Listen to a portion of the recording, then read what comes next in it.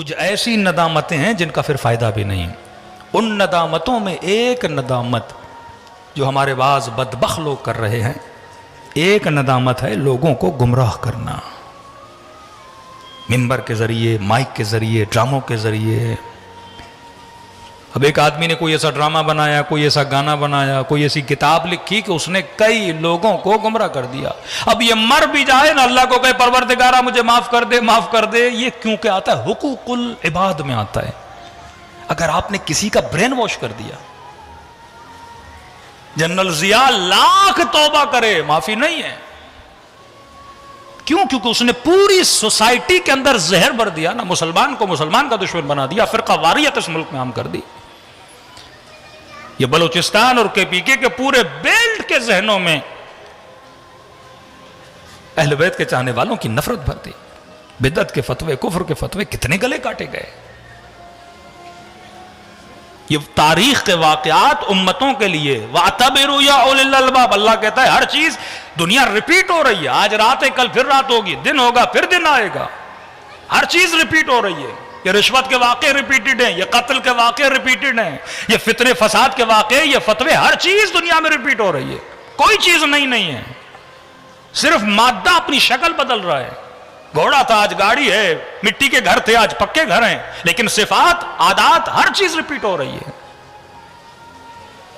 کل امام حسین کو شہید کیا گیا، آج فلسطین میں آپ دیکھ رہے لوگوں کو مار رہے ہیں. آج کہاں کہاں ظلم نہیں ہو رہا. یزید شکلیں بدل رہا ہے، کردار شکلیں بدل رہے ہیں، نام بدل رہے ہیں، ہر چیز ریپیٹڈ ہے. آج میں بھی کسی نہ کسی لشکر کے اندر کھڑا ہوں، یا میں تابع عقل ہوں یا میں تابع جہالت ہوں، یا میں تابع شریعت خدا ہوں یا میں تابع ہوا و ہوس نفس ہوں. آج میں بھی کہیں کھڑا ہوں. فرق یہ ہے اس کے کسی کے لیے امتحان بڑا تھا، کسی کے لیے امتحان چھوٹا ہے. ہر انسان کو سوچنا چاہیے کہ واقعاً آج میں کہاں پہ کھڑا ہوں. فرمائے ایک ندامت وہ ہے گمراہی والی ندامت، کہ آپ نے ایک پورے معاشرے کو تباہ کر دیا. حضرت موسیٰ کے زمانے میں ایک شخص نے جھوٹی نبوت کا دعویٰ کیا، پشیمان ہوا. دعویٰ جب کیا تو اس کے مرید بہت بن گئے. ایک مولانا صاحب ہیں ہمارے اپنے، قم سے پڑھے، پاکستان میں آئے، سن 2001 میں بہت بڑا فتنہ اس ملک میں کھڑا کیا، شیعہ کو شیعہ سے لڑایا.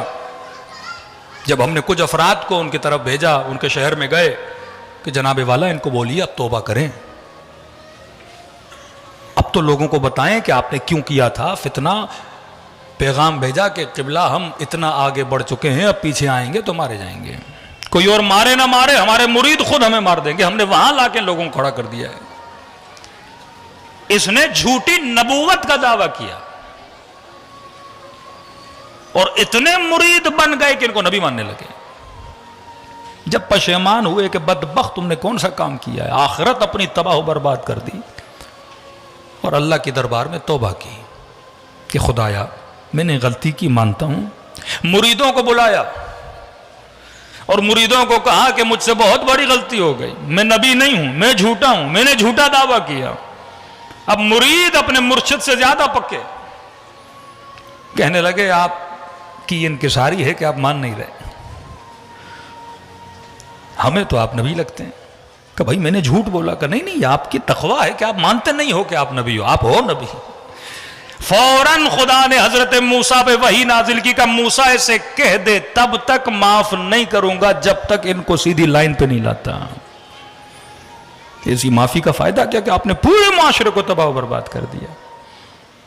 جو باعث بنتے ہیں اس معاشرے میں سودی نظام بڑھے، جو ایسے ادارے، ایسے انسٹیٹیوٹ کھولتے ہیں جس سے فحاشی بڑھے، جس سے اوریانی بڑھے. کہ مولانا ہم ہیں تو شیعہ لیکن کیا کریں، ایڈورٹائزمنٹ کمپنی میں ہیں اور یہ کرتے ہیں اور وہ کرتے ہیں. میں نے کہا اگر آپ کی ایک ایڈورٹائزمنٹ سے، ایک ڈرامے سے 4 لوگ گمراہ ہوتے ہیں، قیامت تک گردن پکڑی رہے گی.